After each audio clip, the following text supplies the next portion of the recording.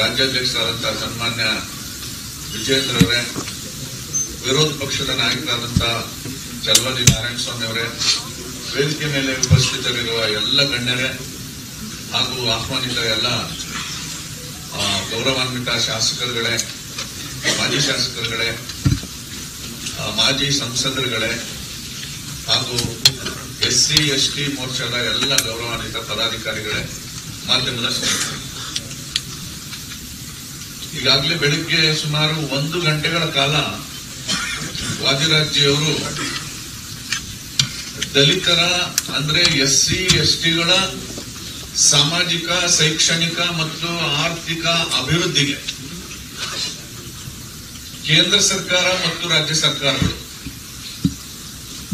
ವಿಶೇಷ ಘಟಕ ಯೋಜನೆ ಮತ್ತು ಬುಡಕಟ್ಟು ಉಪಯೋಜನೆಗಳನ್ನ ರೂಪಿಸಿ ಅದು ಹೇಗೆ ನಡೆದುಕೊಂಡು ಬಂದಿದೆ ಎನ್ನುವಂತಹ ಒಂದಷ್ಟು ಸೂಕ್ಷ್ಮ ಮಾಹಿತಿಗಳನ್ನ ತಮ್ಮ ಮುಂದೆ ಮಂಡಿಸಿದ್ದಾರೆ.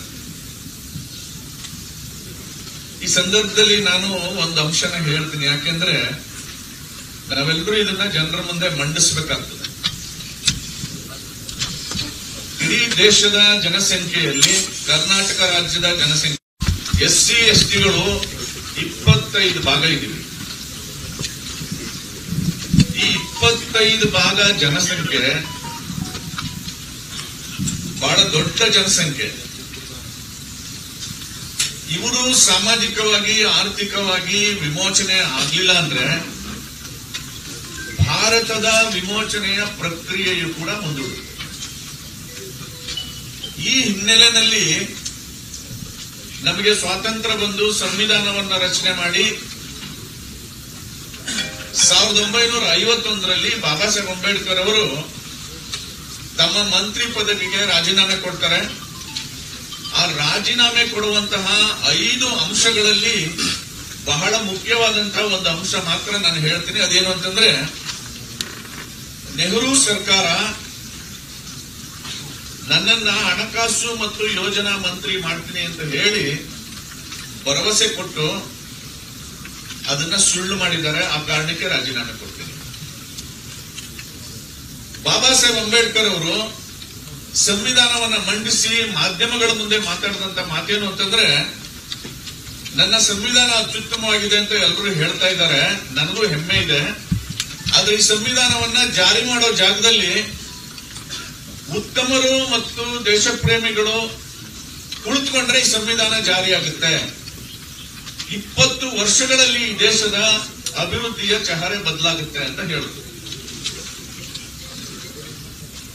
ಆದ್ರೆ ಇವತ್ತು ನೋಡಿದ್ರೆ SC STಗಳಲ್ಲಿ 90% ಭಾಗ ಜನ ದಲಿತರು, ಭೂರಹಿತ ಕೃಷಿ ಕಾರ್ಮಿಕರು. ಭಾರತ ದೇಶ ಕೃಷಿ ಆಧಾರಿತ ದೇಶ. ಗ್ರಾಮೀಣ ಪ್ರದೇಶದ ಆದಾಯದ ಮೂಲ ಭೂಮಿ. ಆ ಭೂಮಿನೇ ಇಲ್ದಾಗ ಇವ್ರು ಹೇಗೆ ಸ್ವತಂತ್ರವಾಗಿ ಬದುಕ್ತಾರೆ? ಈ ಹಿನ್ನೆಲೆಯಲ್ಲಿ ಬಾಬಾ ಸಾಹೇಬರು ನನಗೆ ಯೋಜನಾ ಮಂತ್ರಿ ಮಾಡಿದ್ರೆ ಈ ದೇಶದ ಶೋಷಿತರಿಗೆ ಮತ್ತು ಇಡೀ ದೇಶಕ್ಕೆ ಯೋಜನೆಯನ್ನ ರೂಪಿಸ್ತೀನಿ ಅನ್ನುವಂತ ಕಾಳಜಿ ಇಟ್ಕೊಂಡು ನನ್ನನ್ನ ಯೋಜನಾ ಮಂತ್ರಿ ಮಾಡಿ ಅಂತ ಹೇಳಿದ್ರು. ಆದ್ರೆ ಕಾಂಗ್ರೆಸ್ ಸರ್ಕಾರ ಮಾಡಲಿಲ್ಲ. ಅದರ ಪರಿಣಾಮ ನೋಡಿ, ಮೊದಲ 6 ಪಂಚವಾರ್ಷಿಕ ಯೋಜನೆಗಳು 30 ವರ್ಷಗಳ ಕಾಲ SC STಗಳ ಅಭಿವೃದ್ಧಿಗೆ, ಅದರಲ್ಲೂ ವಿಶೇಷವಾಗಿ ಆರ್ಥಿಕ ಅಭಿವೃದ್ಧಿಗೆ ಕೇಂದ್ರ ಸರ್ಕಾರ ಅಥವಾ ವಿವಿಧ ರಾಜ್ಯ ಸರ್ಕಾರಗಳು 1 ರೂಪಾಯಿ ಅನುದಾನ ಕೊಟ್ಟಿವೆ. ನಾವು ದಲಿತರ ರಕ್ಷಕರು ಅಂತ ಮಾತಾಡ್ತಕ್ಕಂಥ ಕಾಂಗ್ರೆಸ್ನವ್ರಿಗೆ ನಾವು ಈ ಪ್ರಶ್ನೆ ಕೇಳಬೇಕು. 30 ವರ್ಷಗಳು ಅಂತಂದ್ರೆ 6 ಪಂಚವಾರ್ಷಿಕ ಯೋಜನೆಗಳು ಅಂದ್ರೆ 6 ತಲೆಮಾರು ಇದು. ನಮಗೆ 1 ರೂಪಾಯಿ ಕೊಟ್ಟಿಲ್ಲ. ಸೊ ಡಾಕ್ಟರ್ KR ನಾರಾಯಣ್ ಅವರು ಯೋಜನಾ ಮಂತ್ರಿ ಆದ್ಮೇಲೆ ಪ್ಲಾನಿಂಗ್ ಕಮಿಷನ್ ಅಲ್ಲಿ SC STಗಳ ಅಭಿವೃದ್ಧಿಗೆ ಒಂದು ಫೋಕಸ್ಡ್ ಅಟೆನ್ಷನ್ ಬಂದಿತ್ತು. ಅದ್ರ ಆಧಾರದ ಮೇಲೆ SCP TSP ಆಕ್ಟ್ ಬಂದಿರೋದು. ಈ SCP TSP ಆಕ್ಟ್ ಬಂದ ಮೇಲೆ ಈ ಆಕ್ಟ್ ಅಲ್ಲಿ 2 ಅಪಾಯಕಾರಿ ಸೆಕ್ಷನ್ಸ್ ಇದೆ. ಅದರಲ್ಲಿ ಒಂದನ್ನ ತೆಗೆದಿದ್ದಾರೆ. ಈ ಆಕ್ಟ್ ಮಾಡಿದ್ದು ನಾನೇ ಅಂತ ಸಿದ್ದರಾಮಯ್ಯನವರು ಹೇಳ್ಕೊತಾರಲ್ಲ, 7D ಮತ್ತು 7C ನ ಯಾಕೆ ಸೇರಿಸಿದ್ದಾರೆ ಅಂತ. ಯಾರು ಸೇರಿಸಿದ್ದಾರೆ, ಯಾಕೆ ಸೇರಿಸಿದ್ದಾರೆ? ನಮ್ ಸರ್ಕಾರ ಇದ್ದಾಗ ಈ 7D ನ ತೆಗಿಬೇಕು ಅಂತ ಹೇಳಿ ತೀರ್ಮಾನ ಮಾಡಿದ್ವಿ. ಸಿದ್ದರಾಮಯ್ಯನವರು ಬಂದು 7D ನ ತೆಗೆದು. 7D ಏನ್ ಹೇಳುತ್ತೆ ಅಂತಂದ್ರೆ, ಈ ತೆಗೆದಿರುವಂತಹ ಪ್ರಾವಿಷನ್ ಇದೆಯಲ್ಲ, ಏನ್ ಹೇಳುತ್ತೆ ಅಂತಂದ್ರೆ, ವಿಭಜಿಸಲಾಗದ ಮೂಲಸೌಕರ್ಯ ಕಾಮಗಾರಿಗಳಿಗೆ ಸಂಬಂಧಿಸಿದಂತೆ ಸರ್ಕಾರವು ನಿರ್ಧರಿಸಬಹುದಾದಂತಹ ಸ್ಕೀಮು ವೆಚ್ಚದ ಒಂದು ಭಾಗವನ್ನು ಅನುಕ್ರಮವಾಗಿ ಅನುಸೂಚಿತ ಜಾತಿಗಳ ಉಪಯೋಜನೆ ಮತ್ತು ಬುಡಕಟ್ಟು ಉಪಯೋಜನೆಗೆ ಒದಗಿಸಲಾಗಿದೆ ಎಂದು ಭಾವಿಸತಕ್ಕದ್ದು. ವಿಭಜಿಸಲಾಗದ ಯೋಜನೆಗಳೊಳಗಡೆ SC STಗಳಿಗೂ ಅನುಕೂಲ ಆಗುತ್ತೆ ಅಂದ್ರೆ ಅಲ್ಲಿಗೆ SCP TSP ಹಣವನ್ನು ಖರ್ಚು ಮಾಡಬಹುದು. ಇದು ಅಪಾಯಕಾರಿ ಅಂತ ಹೇಳಿ ಇದನ್ನ ತೆಗಿರಿ ಅಂತ ಹೋರಾಟ ಮಾಡಿದ್ವಿ. ಇದನ್ನ ತೆಗೆದು, ಈ ತೆಗೆದ ಮೇಲೆ ಸಂಪೂರ್ಣ ಹಣ SC STಗಳ ಅಭಿವೃದ್ಧಿಗೆ ಅನುಕೂಲ ಆಗ್ಬೇಕಲ್ವಾ. ಇದ್ರೊಳಗಡೆ ಇನ್ನೊಂದು ಸೆಕ್ಷನ್ ಇದೆ, 7C. 7C ಏನ್ ಹೇಳುತ್ತೆ ಅಂದ್ರೆ, ಸಾಮಾನ್ಯ ಸಾಮಾಜಿಕ ವಲಯದ ಸ್ಕೀಮ್ಗಳು ಯಾವ್ಯಾವುದು, ಉಪಯೋಜನೆಗಳಲ್ಲಿ ಸೇರಿಸಿರುವ ಶಿಕ್ಷಣ, ಆರೋಗ್ಯ, ಮಹಿಳಾ ಮತ್ತು ಮಕ್ಕಳು, ಕಾರ್ಮಿಕ, ದೈಹಿಕ ವಿಕಲಚೇತನರ ಸ್ಕೀಮ್ಗಳು, ಅನುಸೂಚಿತ ಜಾತಿಗಳು ಅಥವಾ ಅನುಸೂಚಿತ ಪಂಗಡದ ವ್ಯಕ್ತಿಗಳಿಗೆ ಅಥವಾ ಅನುಸೂಚಿತ ಜಾತಿಗಳು ಅಥವಾ ಅನುಸೂಚಿತ ಪಂಗಡದ ಕುಟುಂಬಗಳಿಗೆ ಇತರರ ಜೊತೆಯಲ್ಲಿ ಪ್ರಯೋಜನವಾಗುವಂತಿದ್ದರೆ ಸ್ಕೀಮಿನ ವೆಚ್ಚವನ್ನು ಅನುಸೂಚಿತ ಜಾತಿಗಳು ಮತ್ತು ಅನುಸೂಚಿತ ಪಂಗಡಗಳ ಫಲಾನುಭವಿಗಳ ಜನರ ಸಂಖ್ಯೆಯ ಪ್ರಮಾಣಕ್ಕನುಗುಣವಾಗಿ ಅನುಸೂಚಿತ ಜಾತಿಗಳ ಉಪಯೋಜನೆ ಮತ್ತು ಬುಡಕಟ್ಟು ಉಪಯೋಜನೆ ಅಡಿಯಲ್ಲಿ ಹಂಚಿಕೆ ಮಾಡತಕ್ಕದ್ದು ಮತ್ತು ಲೆಕ್ಕ ತೋರಿಸತಕ್ಕದ್ದು. ಈಗೇನು 5 ಗ್ಯಾರಂಟಿಗಳನ್ನ ಡಿಫೆಂಡ್ ಮಾಡ್ಕೊಳ್ಳಿಕ್ಕೆ ಸರ್ಕಾರದ ಹತ್ರ ಇರುವಂತ ಆಕ್ಟ್ ಅಲ್ಲಿ ಇರುವಂತ ಈ ಸೆಕ್ಷನ್ ಇದೆಯಲ್ಲ, ಇದೊಂದು ಡಿಫೆನ್ಸ್ ಮೆಕಾನಿಸಮ್. ಹಾಗಾಗಿ ಭಾರತೀಯ ಜನತಾ ಪಾರ್ಟಿ ಈ 7C ಇದೆಯಲ್ಲ, ಇದನ್ನು ತೆಗಿರಿ ಅಂತ ಒತ್ತಾಯ ಮಾಡುದು. ನಮ್ಮ ಹೋರಾಟದಲ್ಲಿ ಇದನ್ನ ತೆಗಿರಿ ಅಂತ ಒತ್ತಾಯ ಮಾಡುದು. ಇದನ್ನ ಮಾಡ್ಲಿಲ್ಲ ಅಂತಂದ್ರೆ ಇಲ್ಲಿವರೆಗೆ ನೋಡಿ, 2023-24ರಲ್ಲಿ ಇವ್ರು ಬಂದ್ರು, ಬಡ್ಜೆಟ್ ಮಂಡಿಸಿದ್ರು. ಆ ಬಡ್ಜೆಟ್ ಅಲ್ಲಿ 34,293.70 ಕೋಟಿ SC STಗಳಿಗೆ ಕೊಟ್ಟರು. ಇದರಲ್ಲಿ 11,144 ಕೋಟಿ ಅನುದಾನವನ್ನ ಗ್ಯಾರಂಟಿಗಳಿಗೆ ಕೊಟ್ಟರು. ಈಗ ಶಕ್ತಿ ಯೋಜನೆ ಒಂದು ವಿಶೇಷ ಸಭೆ ಮತ್ತು ಕಾರ್ಯಾಗಾರವನ್ನು ಆಯೋಜನೆ ಮಾಡಿದ್ವಿ. ಈ ಕಾಂಗ್ರೆಸ್ ಸರ್ಕಾರ ಪ್ರತಿ ಬಜೆಟ್ ಹೇಳ್ಬಿಡ್ಲಿ, SC ST ಹೆಣ್ಣು ಮಕ್ಕಳು ಎಷ್ಟು ಜನ ಪ್ರಯಾಣ ಮಾಡ್ತಾ ಇದ್ದಾರೆ ಅಂತ ಹೇಳ್ಬಿಡ್ಲಿ. ಹೇಳಲಿಕ್ಕಾಗತ್ತಾ? ಸೊ ಈ ಹಣವನ್ನ SC STಗಳಿಗೆ ಅನುಕೂಲ ಮಾಡ್ತಾ ಇದ್ದಾರೋ ಇತರರಿಗೂ ಅನುಕೂಲ ಮಾಡ್ತಾ ಇದ್ದಾರೋ ಅನ್ನೋ ಕನ್ಫ್ಯೂಷನ್ ಇದೆ ನಮ್ಗೆ. ಹಾಗಾಗಿ ಈ ಹಣ ದುರುಪಯೋಗ ಆಗ್ತಾ ಇದೆ. ಇದನ್ನ ನೀವು SC STಗಳ ವಿಶೇಷವಾಗಿ ಆರ್ಥಿಕ ಅಭಿವೃದ್ಧಿಗೆ, ಶೈಕ್ಷಣಿಕ ಅಭಿವೃದ್ಧಿಗೆ ಮಾತ್ರ ಖರ್ಚು ಮಾಡಬೇಕು. ಅಂತಹ ಹಣ 11,144 ಕೋಟಿ 23-24ನೇ ಸಾಲಿನಲ್ಲಿ ಖರ್ಚು ಮಾಡಿಬಿಟ್ಟಿದ್ದಾರೆ. 24-25ನೇ ಸಾಲಿನಲ್ಲಿ 14,678 ಕೋಟಿಯನ್ನ ಖರ್ಚು ಮಾಡಿದ್ದಾರೆ. ಈ ಸಾಲಿನಲ್ಲಿ ಪ್ರಪೋಸಲ್ ಇರೋದು ಎಷ್ಟು ಅಂತಂದ್ರೆ, SCP TSPಗೆ 39,914 ಕೋಟಿ, ಅಂದ್ರೆ 24.1% ಅಂದ್ರೆ 39,914 ಕೋಟಿ ಹಣವನ್ನ SCP TSPಗೆ SC STಗಳ ಅಭಿವೃದ್ಧಿಗೆ ನಿಗದಿಪಡಿಸಿದ್ದೀವಿ ಅಂತ. ಇದರಲ್ಲಿ ಈಗಾಗಲೇ ಸಮಾಜ ಕಲ್ಯಾಣ ಇಲಾಖೆ ಪ್ರಪೋಸ್ ಮಾಡಿರೋದು ಗ್ಯಾರಂಟಿ ಯೋಜನೆಗಳಿಗೆ ಎಷ್ಟು ಅಂದ್ರೆ 14,488.86 ಕೋಟಿ. ಈ ಹಣ SC STಗಳ ಅಭಿವೃದ್ಧಿಗೆ ಅನುಕೂಲ ಆಗುತ್ತಾ? ಪ್ಲಾನಿಂಗ್ ಕಮಿಷನ್ ಸೂಚನೆ ಏನು ಅಂತಂದ್ರೆ, SC ST ಸಮುದಾಯದ ಯುವಕರಲ್ಲಿ ಸ್ವಯಂ ಉದ್ಯೋಗ ಮಾಡುವಂತಹ ಆರ್ಥಿಕ ಯೋಜನೆಗಳನ್ನ ರೂಪಿಸಬೇಕು. ಆ ಆರ್ಥಿಕ ಯೋಜನೆಗಳಿಗೆ ಹೆಚ್ಚಿನ ಹಣವನ್ನ ಕೊಡಬೇಕು. ಕಾಲೋನಿಗಳ ಅಭಿವೃದ್ಧಿ ಆಗ್ಬೇಕು, ಅವರಿಗೆ ಕುಡಿಯುವ ನೀರು ಸಿಕ್ಬೇಕು, ಇನ್ಫ್ರಾಸ್ಟ್ರಕ್ಚರ್ ಡೆವಲಪ್ ಆಗ್ಬೇಕು, ಭೂಮಿ ಖರೀದಿ ಮಾಡಿಕೊಡ್ಬೇಕು, ಭೂಮಿ ಖರೀದಿ ಮಾಡಿ ಕೊಟ್ಟಂತ ಭೂಮಿಗೆ ನೀರಾವರಿ ಕೊಡಬೇಕು. ಎಲ್ಲ ವಿದ್ಯಾರ್ಥಿನಿಯರು ಹಾಸ್ಟೆಲ್ನಲ್ಲಿ ಡಿಗ್ನಿಫೈಡ್ ಆಗಿರ್ಬೇಕು ಅಂತಂದ್ರೆ ಆ ಹಾಸ್ಟೆಲ್ಗೆ ಸ್ವಂತ ಕಟ್ಟಡ ಇರಬೇಕು, ಅಲ್ಲಿ ಕಂಪ್ಯೂಟರ್ ಎಜುಕೇಶನ್ ಕೊಡಬೇಕು, ಅಲ್ಲಿ ಪರ್ಸನಾಲಿಟಿ ಡೆವಲಪ್ಮೆಂಟ್ಗೆ ಪೂರಕವಾದಂತದ್ದು ಇರಬೇಕು. ಇದೆಲ್ಲ ಪ್ಲಾನಿಂಗ್ ಕಮಿಷನ್ ಸೂಚನೆ. ಆದ್ರೆ ಇವರು ಆ ಸೂಚನೆಗಳನ್ನ ಗಾಳಿಗೆ ತೂರಿ ಮಾಡಿರುವಂತದ್ದೇನು? 2023-24ರಲ್ಲಿ ಈ 7 ಅಭಿವೃದ್ಧಿ ನಿಗಮಗಳಿಗೆ 510 ಕೋಟಿ ಕೊಟ್ಟಿದ್ದಾರೆ. 24-25ರಲ್ಲೂ 510 ಕೋಟಿ ಕೊಟ್ಟಿದ್ದಾರೆ. 25-26ರಲ್ಲೂ ಇಷ್ಟೇ ಕೊಡೋದು. ಈ ದುಡ್ಡು ಯಾರಿಗೆ ಖರ್ಚಾಗ್ತಾ ಇದೆ? ಅಲ್ಲೊಬ್ರು ಚೇರ್ಮನ್ ಆಗ್ತಾರಲ್ಲ ಅವ್ರಿಗೆ ಖರ್ಚಾಗ್ತದೆ, ಅಲ್ಲಿ ಅಧಿಕಾರಿಗಳಿದಾರಲ್ಲ ಅವ್ರಿಗೆ ಖರ್ಚಾಗುತ್ತೆ. SC STಗಳ ಅಭಿವೃದ್ಧಿಗೆ ಇದು ಸಾಕಾ ಸಿದ್ದರಾಮಯ್ಯನವರೇ ಅಂತ ಕೇಳ್ಬೇಕಾ ಬೇಡವಾ? ನಾವು ಹಲೋ ಕೇಳ್ಬೇಕಾ ಬೇಡವಾ?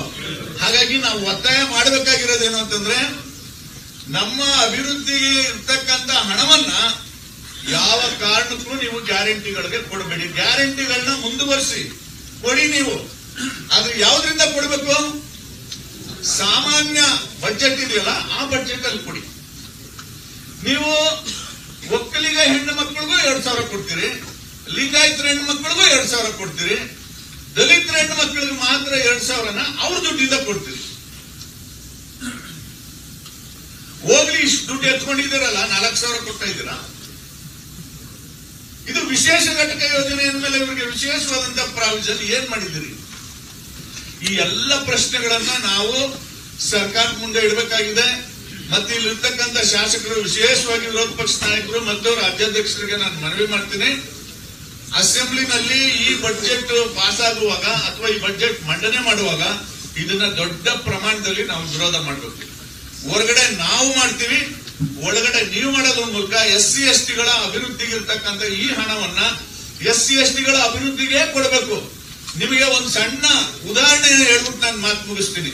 ಈ ಲ್ಯಾಂಡ್ ಪರ್ಚೇಸ್ ಸ್ಕೀಮ್ ಅಂತ ಇದೆ, ಭೂ ಖರೀದಿ ಯೋಜನೆ, ಭೂ ಒಡೆತನ ಯೋಜನೆ ಇದೆ. ಈ ಯೋಜನೆಗೆ ಕಳೆದ 2 ವರ್ಷಗಳಿಂದ ಪೆಂಡಿಂಗ್ ಇದೆಯಲ್ಲ, DC ಕಮಿಟಿನಲ್ಲಿ ಅಪ್ರೂವ್ ಆಗಿ ಪೆಂಡಿಂಗ್ ಇರೋದನ್ನೇ 1,800 ಕೋಟಿ ಇದೆ. ನೀವು ಕೊಟ್ಟಿರೋದು ಎಷ್ಟು? 510 ಕೋಟಿ. ಪೆಂಡಿಂಗ್ ಇರೋದು ಎಷ್ಟು? 1,800 ಕೋಟಿ.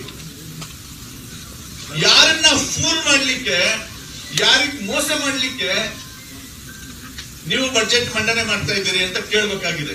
ಈ ಹಿನ್ನೆಲೆಯಲ್ಲಿ ಈಗೇನೋ 10 ಟೀಮ್ ಮಾಡಿದ್ದಾರೆ. 10 ಟೀಮಲ್ಲಿ ನಾವುಗಳು ನಮಗೆ ನಿಗದಿಪಡಿಸಿದಂತ ಜಿಲ್ಲೆಗಳಿಗೆ ಹೋಗಿ ಮಾಧ್ಯಮಗಳಲ್ಲೂ ಮಾತಾಡಬೇಕು, ಸಾರ್ವಜನಿಕವಾಗಿ ಮಾತಾಡಬೇಕು. ಜಿಲ್ಲಾಧಿಕಾರಿಗಳ ಮೂಲಕ ಬಜೆಟ್ ಮಂಡನೆ ಆಗೋದಕ್ಕಿಂತ ಮೊದಲು ಸರ್ಕಾರಕ್ಕೆ ಈ ಧ್ವನಿ ಮುಟ್ಟೋ ಹಾಗೆ ಮಾಡೋಣ. ಆ ದಿಕ್ಕಿನಲ್ಲಿ ನಾವೆಲ್ಲ ಸಜ್ಜಾಗೋಣ ಅಂತ ಹೇಳ್ತಾ ನನ್ನ ಮಾತು ಮುಗಿಸ್ತೀನಿ. ನಮಸ್ಕಾರ. ಮಾಹಿತಿಗಳನ್ನ ರಾಜ್ಯ ಅಧ್ಯಕ್ಷರು ಮಾತಾಡಿದ ನಂತರ ತಮಗೆ ತಿಳಿಸಲಾಗುತ್ತದೆ. ಈ ಒಂದು ಕಾರ್ಯಾಗಾರವನ್ನು ಉದ್ದೇಶಿಸಿ ಮಾನ್ಯ ರಾಜ್ಯ ಅಧ್ಯಕ್ಷರಾಗಿರ್ತಕ್ಕಂಥ BY ವಿಜೇಂದ್ರ ಅವರು ಮಾತಾಡಬೇಕು ಅಂತ ಕೇಳ್ಕೊಳ್ತೀವಿ.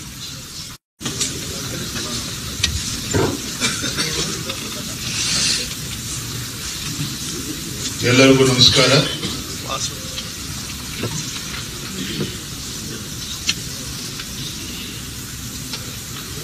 SCP TSPಯ ಹಣದ ದುರ್ಬಳಕೆ ಈ ಕಾಂಗ್ರೆಸ್ ಸರ್ಕಾರ ಬಂದಾಗಿನಿಂದ ಯಾವ ರೀತಿ ಆಗ್ತಾ ಇದೆ, ಈ ವಿಚಾರವನ್ನ ಇಟ್ಕೊಂಡು ಇವತ್ತೇನೋ ಕಾರ್ಯಾಗಾರದ ಆಯೋಜನೆ ಆಗಿದೆ. ಈ ವೇದಿಕೆ ಮೇಲೆ ಆಸೀನರಾಗಿರ್ತಕ್ಕಂಥ ಪ್ರತಿಪಕ್ಷದ ನಾಯಕರಾಗಿರ್ತಕ್ಕಂಥ ಚಲವಾದಿ ನಾರಾಯಣಸ್ವಾಮಿ ಅವರೇ, ವಿಧಾನಸಭೆಯ ಉಪನಾಯಕರು ಆತ್ಮೀಯರಾಗಿರ್ತಕ್ಕಂಥ ಶಾಸಕ ಮಿತ್ರರಾಗಿರ್ತಕ್ಕಂಥ ಅರವಿಂದ್ ಬೆಲ್ಲದ್ರವರೇ, ಮಾಜಿ ಸಚಿವರು, ಶಾಸಕರು, ಹಿರಿಯರಾಗಿರ್ತಕ್ಕಂಥ CC ಪಾಟೀಲ್ ರವರೇ, ಮಾಜಿ ಸಚಿವರು, ಹಿರಿಯರಾಗಿರ್ತಕ್ಕಂಥ N ಮಹೇಶ್ ರವರೇ, SC ಮೋರ್ಚಾದ ರಾಜ್ಯದ ಅಧ್ಯಕ್ಷರು, ಶಾಸಕ ಮಿತ್ರರಾಗಿರ್ತಕ್ಕಂಥ ಸಿಮೆಂಟ್ ಮಂಜೂರ್ ಅವರೇ, ST ಮೋರ್ಚಾದ ರಾಜ್ಯ ಅಧ್ಯಕ್ಷ ಆಗಿರ್ತಕ್ಕಂಥ ಬಂಗಾರು ಹನುಮಂತರವರೇ, ಶಾಸಕ ಮಿತ್ರ ಇರ್ತಕ್ಕಂಥ ಮಾನಪ್ಪ ವಜ್ಜಲ್ ಅವರೇ, ದುರ್ಯೋಧನ ಐಹೊಳೆ ಅವರೇ, ಚಂದ್ರು ಲಮಾಣಿ ಅವರೇ,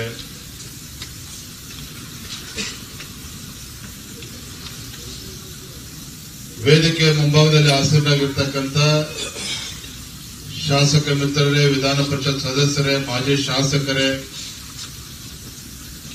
ಜಿಲ್ಲೆಯ ಎಲ್ಲ ಅಧ್ಯಕ್ಷರೇ, ಪಕ್ಷದ ಹಿರಿಯ ಕಾರ್ಯಕರ್ತ ಬಂಧುಗಳೇ, ನಮ್ಮ ಮಧ್ಯೆ ಹಿರಿಯರಾಗಿರ್ತಕ್ಕಂಥ ಮಾನ್ಯ ಜಗದೀಶ್ ಜಿ ಅವರು, ಅದೇ ರೀತಿ ವಾದಿರಾಜ್ ಜಿ ಅವರು, ಬಂದಿರತಕ್ಕಂಥ ಎಲ್ಲ ಪತ್ರಿಕಾ ಹಾಗೂ ಮಾಧ್ಯಮದ ಸ್ನೇಹಿತರೆ,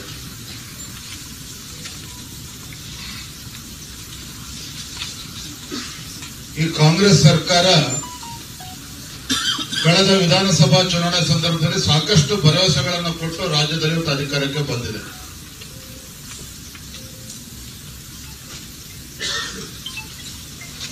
ಅನೇಕ ಭರವಸೆಗಳನ್ನು ಕೊಟ್ಟು ಬಂದಿದೆ. ಮತ್ತೊಂದು ಕಡೆ ಚುನಾವಣೆ ಬಂದಾಗಲೆಲ್ಲೂ ಕೂಡ